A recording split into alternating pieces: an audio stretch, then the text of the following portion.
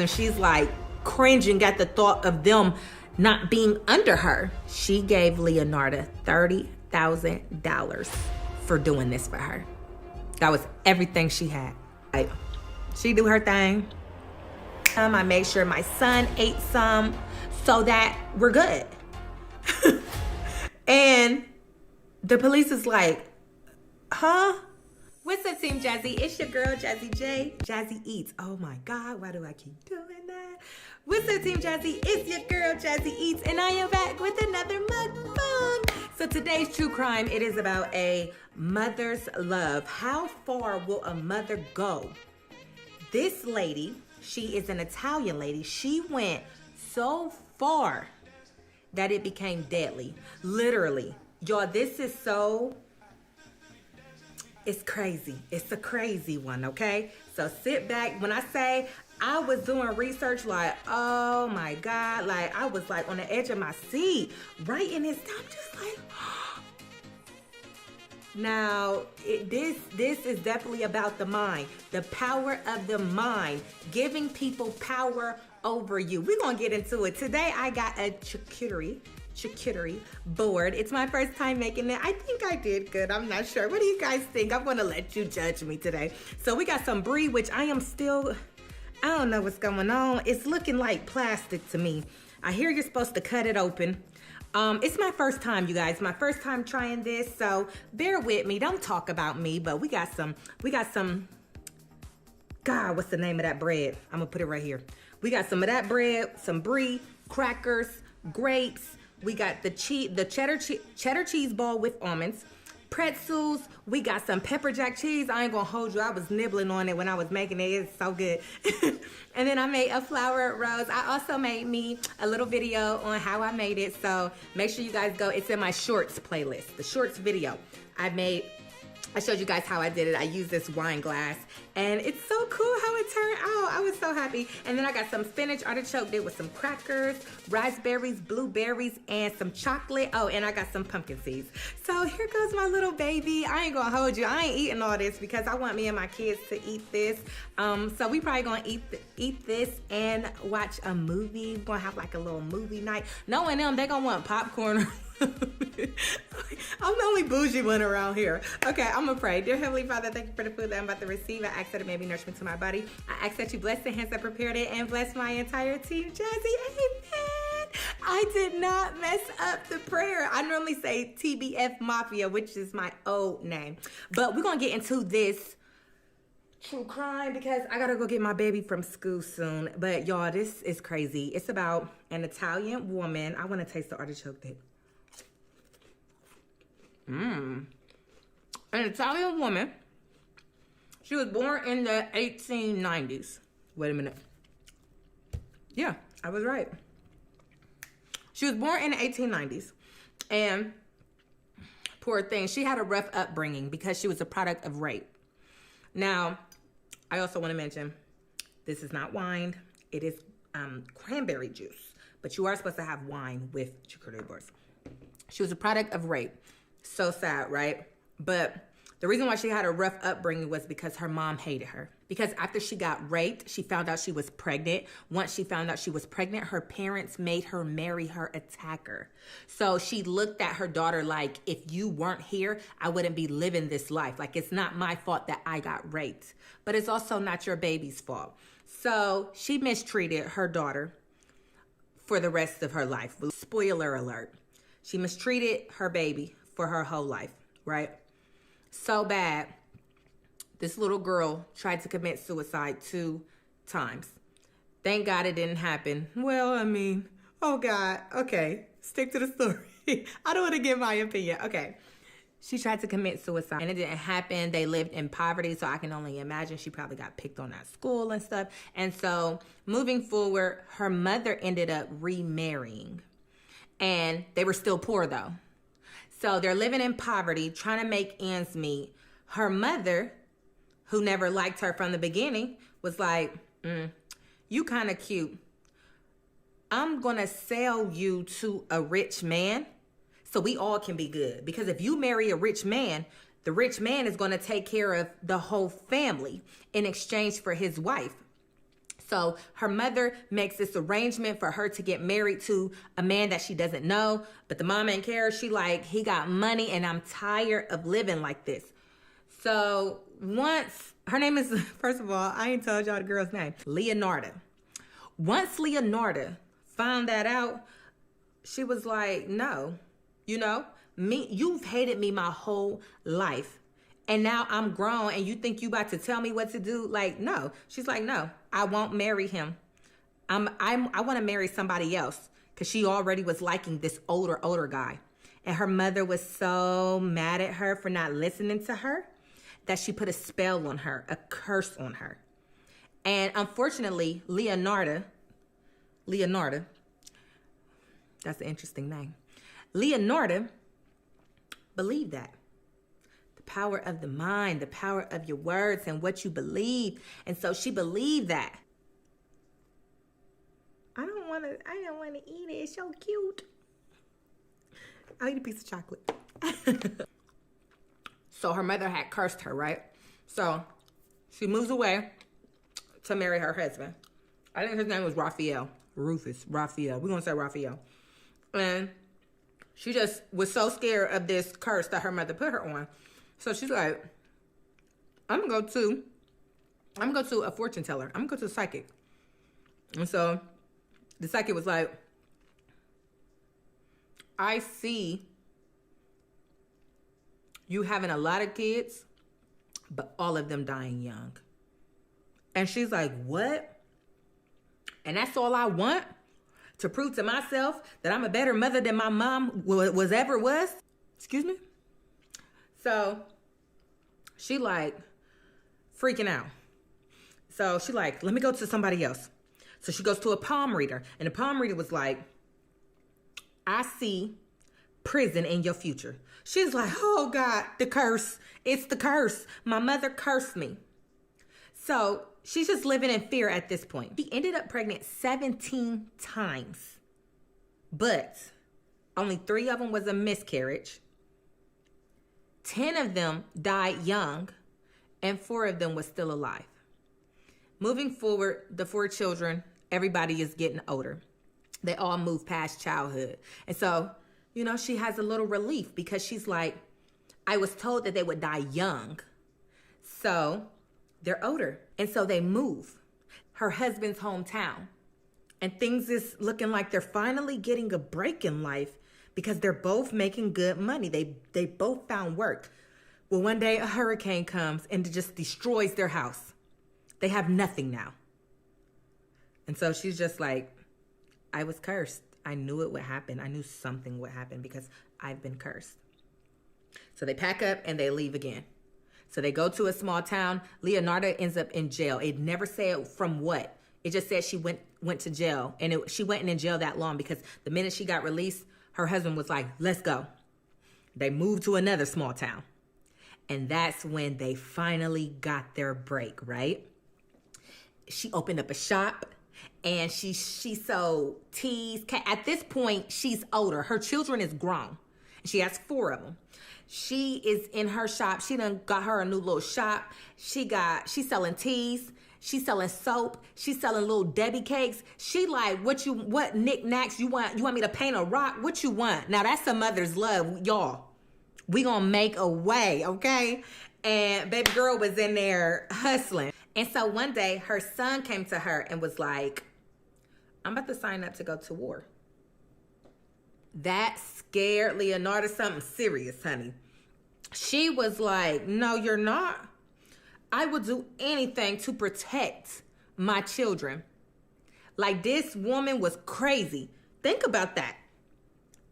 10 deaths when they were all babies or toddlers.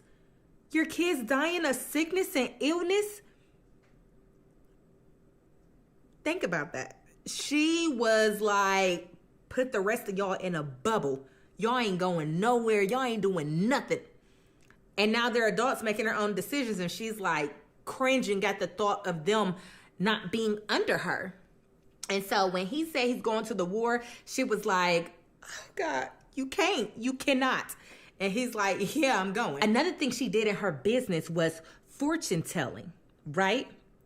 And she almost got it, because if you could put your if you could go as far as thinking, all I gotta do is be confident in what I'm telling people and they're gonna believe it and it's gonna actually come true, then she would have understood that that's what the fortune teller did to her a long time ago. She was just confident in what she was saying to you, and because you believed it, you manifested it, right? Okay. I get passionate about this stuff. So, baby girl telling everybody their future. She helping manifest things, and it's to the point the whole city going crazy about her. There's this older woman. She got this small shop. She sell all this stuff, and she tells you your future, and it actually comes true. Oh, women is lined up. They wanting babies. They wanting husbands. They wanting new jobs. They want a luxury lifestyle, and they lined up. What can you do for me? What you got to say about me? And she ain't saying nothing bad, because she know how that feel. She's selling a dream. She's hustling.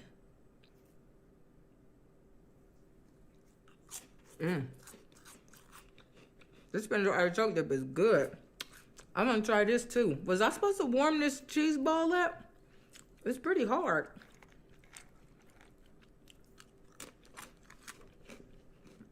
It's good though. So baby boy told his mother, I'm going to the war. Ain't nothing you can do about it. I gotta go fight for my country. It's World War II, and I'm a soldier. And Leonardo was like, no, you not. You ain't no soldier. And so she was like, all right. I think, she went to her thinking board, because she like, anything is possible. From where I came from to where I'm at right now, anything is possible if I put my mind to it. And she like, I'm about to reverse this curse. That's exactly what I'm gonna do. I'm about to reverse this curse. So the next person that came up to her name was Faustina. She came up to her and she was like, I want a husband. I am 73 years old and I am desperate. I finally want a husband. I want a husband for me. Please tell me where he at. Where is my husband? So she do her thing. Oh, he in this country. What I need you to do is write him letters and tell him you're his wife and see if he writes back. But you gotta move in silence if you want your wish fulfilled. She like, all right. Yo, this man wrote her back. The man wrote her back and was like, yes, I've been looking for you. You're my wife. Oh, Faustina is excited. You did it again, Leonardo. You have helped me manifest my husband. And he wants me to come to him. He wants me to move to where he at. And so we can live happily ever after. She's like, okay, good. You did it. You did what I told you you did what I told you to do. And you didn't tell nobody and you wrote him. She was like, don't tell nobody until you get down there. No. She was like, I want you to tell I don't want you to tell people on the phone. I just want you to send them a letter. Send your family a letter and let them know what's been going on, who you met, and what you about to do. Send them letters. Tell them everything is all right. You're fine. You're just going to live happily ever after with this man. And you're going to send it to him the day before you leave. But I want to see you. I'm so excited for you. I want you to come over so we can celebrate. So, listening to Leonardo, Faustina wrote her family a letter, sent it in the mail, packed her bags up, and went to visit Leonardo for the last time so they can celebrate, have a glass of wine before she heads off to see her husband, and wiped out her whole life savings. She gave Leonardo $30,000 for doing this for her. That was everything she had. Next, Francesca. Francesca went to Leonardo and said, I want a better job. I'm lonely and I just want something that I have more hours, and I'm just real passionate about teaching. So she's like, okay, your job is in a different country, but it's a school for all girls. And it's more hours. It's everything you want. This is a great opportunity for you. But I need you to move in silence. Write your family a letter the day before you leave, and then come to my place the day so we could celebrate your new life. She like, okay. She wrote her family a letter. Then she went to Leonardo's for the last time to have a glass of wine to celebrate her new life.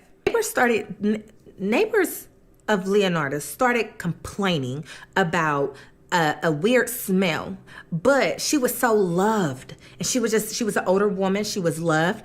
And nobody, ain't nobody going to approach her. They're like, she's so sweet. We love her. She has saved our lives.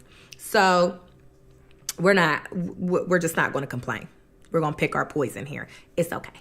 So the next lady that came to Leonardo, her name was Virginia. She was now in poverty. She only had $50,000 left to her name, and she was freaking out about that. And she went to Leonardo. She's like, please, I need a new job. Can you help me manifest a new job? Leonardo was like, yep, it's going to be $50,000 and all your jewelry. She was like, all right, I seen what you do for other people. I don't care. And she like, okay. So she do her little thug thistle, and she like, okay, your new job is being a secretary for a celebrity. And she's like, no way. She's like ecstatic. And she's like, yes, girl. But in order for your wish to be fulfilled, you got to move in silence. You can't tell nobody. You need to pack your bags. And all these women is writing letters to the places, their new jobs. And the new job is sending them letters back saying you've been hired. I forgot to mention that. And so the rule from Leonardo was, now that they done sent y'all letters saying that y'all approve and y'all hired, pack your bags and stuff, don't tell nobody. Just send them a letter right before you go. Come to my place and we're going to celebrate, and then I'm going to send you off. They're like, okay, cool. Now back to Virginia. Virginia did the same thing.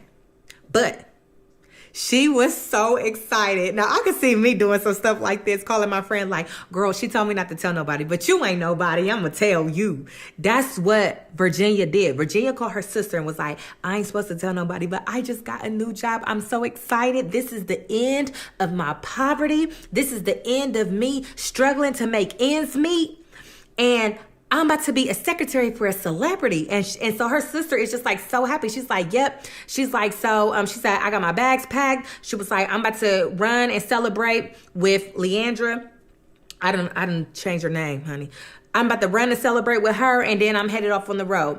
Well, so the town started picking up on things. Because Virginia's sister was like, hold on. My sister would have called me once she got there. She would have wrote me a letter. She would have did something. And I ain't heard nothing from her. I'm about to go file a missing persons report. And I'm telling on that lady. And the town, the police, everybody started piecing stuff together. Like, now how come every person, every woman that ends up missing is desperate for something? And they send letters to their family, and then they never see each other ever again. They started to pick up on that pattern. And the fact that Virginia's sister was like, that's the last person my sister seen. The police picked her up and was like, you're now going to jail because we found out that you've been selling clothing that is connected to these missing women. So of course she's just like, I don't know what you're talking about. She like, and so the police was like, we know you didn't do it yourself. Your son Giuseppe must have helped you. We about to go pick him up. Oh, no. No, you ain't. No, you ain't about to hurt my babies. I got to protect them. That is my one job. I lay my life on the line for mine. And she was like, okay, I did it. He had nothing to do with it. I did it all by myself. And the reason why, she started to go into detail, I had to do it to break the curse. I had to sacrifice human beings. I had to sacrifice these women so that my son can go to war and come back safely. And they're like, okay, you staying here, you going to jail, but that just still don't sound right. This little old lady them killed these people. And she even went into detail talking about I melted their body. She said, I fed them wine. I fed them poisonous wine.